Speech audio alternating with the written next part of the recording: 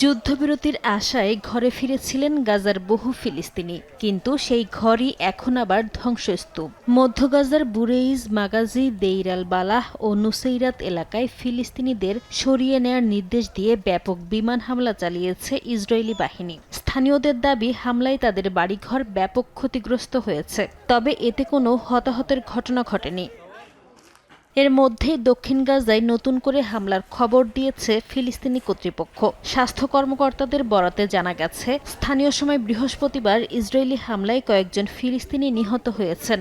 দক্ষিণ গাজার আল মাওয়াসি, খান ইউনিসের পাশাপাশি গাজা সিটিতে এসব হামলা চালানো হয়।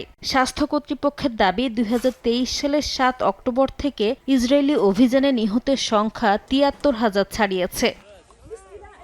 শুধু গাজা নয়, উত্তেজনা ছড়িয়েছে অধিকৃত পশ্চিম তীরেও। হেব্রনের দক্ষিণে মাসাফের ইয়াত্তা এলাকায় ইসরায়েলি বসতি স্থাপনকারীদের হামলায় কয়েকজন ফিলিস্তিনি আহত হয়েছেন বলে জানিয়েছে ফিলিস্তিনি রেড ক্রিসেন্ট। একই এলাকায় ফিলিস্তিনিদের কৃষি জমিতে আগুন দেয় এবং যানবাহন পুড়িয়ে দেয়ারও অভিযোগ উঠেছে ইসরায়েলি বসতি স্থাপনকারীদের বিরুদ্ধে। পশ্চিম তীরে ইসরায়েলি বসতি সম্প্রসারণ ঘিরে বাড়ছে নতুন উত্তেজনা।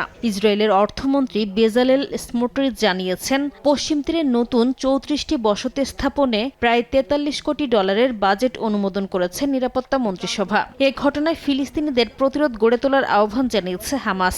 বিশ্লেষকদের মতে, গাজা যুদ্ধের পাশাপাশি পশ্চিম তীরে বসতি সম্প্রসারণ ফিলিস্তিন ইসরায়েল সংকটকে আরও জটিল করে তুলছে।